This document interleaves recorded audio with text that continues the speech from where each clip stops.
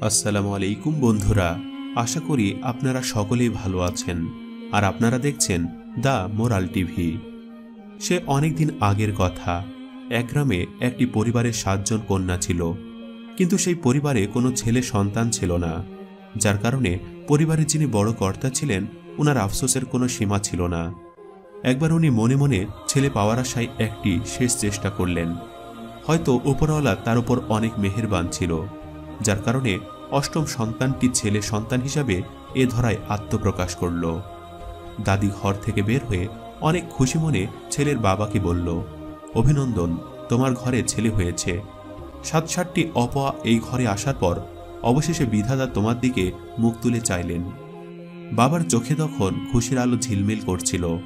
তিনি তার ছেলেকে পেয়ে এতটাই খুশি হলেন, যার কারণে ওনার অন্যান্য মেয়েদের কথা তিনি এক প্রকার ভুলেই গেলেন। প্রতিদিন ছেলেকে পিঠের সাথে বেঁধে ক্ষেত খামারে যেতেন এবং অনেক হাড়ভাঙ্গা মেহনত করতেন। 7 জন কন্যা বাবার এই অবস্থা দেখে অত্যন্ত দুঃখিত হল। তারা কখনো বাবার আদর পায়নি, না পেয়েছে ঘরের কাছ থেকে কোনো মানুষের স্নেহ মমতা। একদিন সবাই মিলে ঠিক করল যে তারা সবাই বাবার খেতে যাবে এবং বাবার কাজে তারা সাহায্য করবে। যখন দাদির কানে এই কথা আসলো, তখন দাদি তাদেরকে তাচ্ছিল্য ভরে বলল যে, দেখো, এই অপাগুলো যাবে বাবার কাজে সাহায্য করতে। আরে তোরা হলি গিয়ে হাঁসের মতো, যারা সারাদিন ঘরের এদিক সেদিক থাকে এবং দিন শেষে আপন ঠিকানায় ফিরে আসে।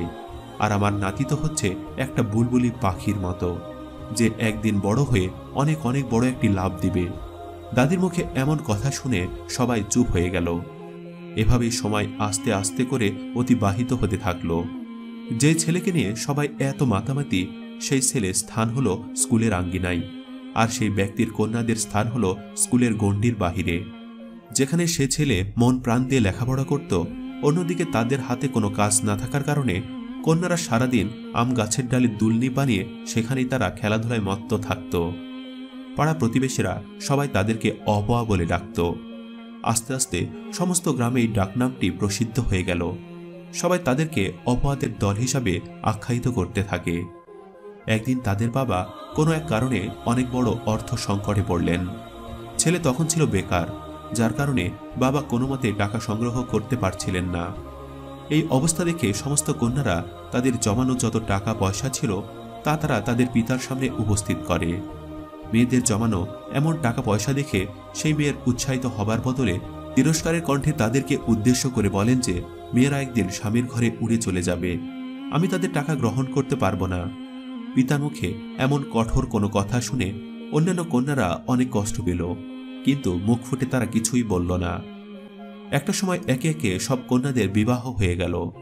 যখন সেই ব্যক্তির কন্যারা আপন ঘর থেকে শ্বশুর বাড়ির উদ্দেশ্যে পা বাড়ায়, তখন তাদের পিতা প্রথম এবং শেষবারের মতো সেই কন্যার মাথায় হাত দিয়ে আদরের পরশ বুলিয়ে দেয়। যে ঘর একটা সময় কন্যাদের হট্টগোল এবং পায়চারির কারণে মুখরিত থাকত, আজ সেই ঘরে আজ একদম শুনশান নীরবতা বিরাজ করছে। অন্যদিকে যে বাবা তার ছেলেকে অনেক তোষামত করত, ছেলের কারণে তার কন্যাদেরকে নিচু চোখে দেখত, খোদার অশেষ কৃপায় বিদেশে তার একটি চাকরির ব্যবস্থা হয়ে যায় এবং সে তার পরিবারকে আলবিদা জানিয়ে বিদেশের উদ্দেশ্যে পাড়ি জমায়। নাতির এই বিরহে দাদি অনেক কান্নাকাটি করে। তখন ছেলের বাবা তার মাকে সান্ত্বনা দিয়ে বলে, মা, সে মাত্র 2 বছরের জন্যই তো বিদেশ গেছে। 2 বছর পর সে সাফল্যের সোনার কাঠি হাতে নিয়ে আমাদের নিকট ফিরে আসবে। ছেলে যাবার কয়েকদিনের মধ্যে ফোনে ঘন্টার পর ঘন্টা সে পরিবারের সাথে কথা বলতো। একটা সময় ঘন্টা থেকে তা মিনিটের গণ্ডিতে চলে আসে। অতঃপর কয়েকদিনের মধ্যেই মিনিটের গণ্ডি থেকে কথার সময়সীমা সেকেন্ডের মধ্যে চলে আসে। এভাবে অতিবাহিত হয়ে যায় 2টি বছর, কিন্তু তাদের সোনার ছেলে আর ঘরে ফিরে আসে না। কয়েকদিন পর বিদেশ থেকে সেই ছেলের একটি চিঠি আসে এবং সেখানে লেখা থাকে যে, আমি আজীবনের জন্য বিদেশে সেটেল হওয়ার জন্য একটি বিবাহ করিয়াছি, আমার সুখের কামনায় তোমরা আমার জন্য দোয়া করো। যখন দাদি এমন কথা শুনতে পান, তখন তিনি আর নিজেকে ধরে রাখতে পারেন না। এমন আকস্মিক সংবাদের কারণে দাদি তৎক্ষণাৎ হার্ট অ্যাটাক করে মৃত্যুবরণ করেন। এর কিছুদিনের মধ্যেই সেই ছেলের মাও দুনিয়া ছেড়ে আখিরাতের রাস্তার উদ্দেশ্যে পাড়ি জমান। এখন সেই ঘরে শুধুমাত্র সেই ব্যক্তি ব্যতীত আর কোনো মানুষ সেখানে বসবাস করে না।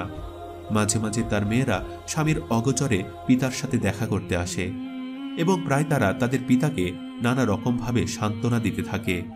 একদিন এক কন্যা তাদের বাবাকে উদ্দেশ্য করে বলে, বাবা, কয়েক বছর পূর্বে দাদি একটি সত্যি কথাই বলেছিলেন, আমরা হচ্ছে গিয়ে হাঁসের মতো, যারা দিন শেষে আপন নিড়ে ফিরে আসে, আর আপনার ছেলে হচ্ছে বুলবুলি পাখির মতো, যে একবার আকাশে ডানা মেলেছে আর কখনো সে তার আপন ঠিকানায় ফেরেনি। মেয়ের মুখে এমন কথা শুনে বাবার চোখ অশ্রু সজল হয়ে যায়। মেয়ের এমন কথা শুনে তিনি বাকরুদ্ধ হয়ে যান এবং বুঝতে পারেন যে আসলে প্রকৃতভাবে কারা তাকে নিজের জীবনের চাইতেও অনেক বেশি ভালোবেসেছে। সন্ধ্যা রাতেই কন্যারা স্বামীর ভয়ে পিতার থেকে বিদায় নিয়ে আপন নিড়ে চলে যায়। এই কিছুদিনের মধ্যেই একাকিত্বের এমন দুঃখ সহ্য করতে না পেরে সেই ব্যক্তিও পরপারের উদ্দেশ্যে পাড়ি জমান। যখন সমস্ত কন্যারা পিতার মৃত্যুর সংবাদ জানতে পারে, তখন তারা সবাই তাদের আপন নিড়ে এসে উপস্থিত হয় এবং তাদের চিৎকার এবং আহাজারিতে প্রকৃতি থমথমে অবস্থা ধারণ করে। আশ্চর্যের বিষয় হচ্ছে, যাকে নিয়ে এত কিছু ছিল, যাকে এত পরিমাণ তোষামত করা হয়েছিল, সেই তার বাবার মৃত্যুতে একটিবারও বাবার মুখটি শেষবারের মতো দেখার জন্য দেশে আসেনি। প্রিয় বন্ধুরা, আমাদের এই সমাজে অনেকেই মেয়েকে বোঝা মনে করে থাকি। আমরা মনে করে থাকি যে কন্যারা হচ্ছে পরের ধন, যে একটা সময় নিজ ঘর ছেড়ে অপরজনের ঘরে চলে যাবে, যার কারণে আমরা সেই কন্যাদেরকে অত্যন্ত নিচু চোখে দেখি। কন্যাদের ব্যাপারে আমাদের নবী সাল্লাল্লাহু আলাইহি ওয়াসাল্লাম একটি হাদিস বর্ণনা করেন। সেটা হলো, তিনি বলেন যে ব্যক্তি দুইজন কন্যাকে লালন পালন করে, তাদেরকে বিয়ের উপযোগী করে তোলার পর ভালো একটি ঘরে তার কন্যাদেরকে তুলে দেয়, আল্লাহ তাআলা পরকালে তাকে অবশ্যই জান্নাত নসিব করবেন। রাসূলের একটি হাদিস এসেছে, নারীকে সম্মান করার পরিমাপের উপর ব্যক্তির সম্মান ও মর্যাদার বিষয়টি নির্ভর করে। তিনটি বিষয় নবী করিম সাল্লাল্লাহু আলাইহি ওয়াসাল্লামের জীবনে লক্ষণীয় ছিল। 1. নামাজের প্রতি অনুরাগ, 2. ফুলের প্রতি ভালোবাসা, 3. নারীর প্রতি সম্মান। বুখারী ও মুসলিম। সম্মানিত দর্শক, ভিডিওটি আপনাদের কাছে কেমন লেগেছে তা আমাদের কমেন্ট করে অবশ্যই জানাবেন, আর সবাই আমাদের সাথেই থাকবেন। আজ তাহলে এই পর্যন্তই। আপনারা ভালো থাকবেন, সুস্থ থাকবেন।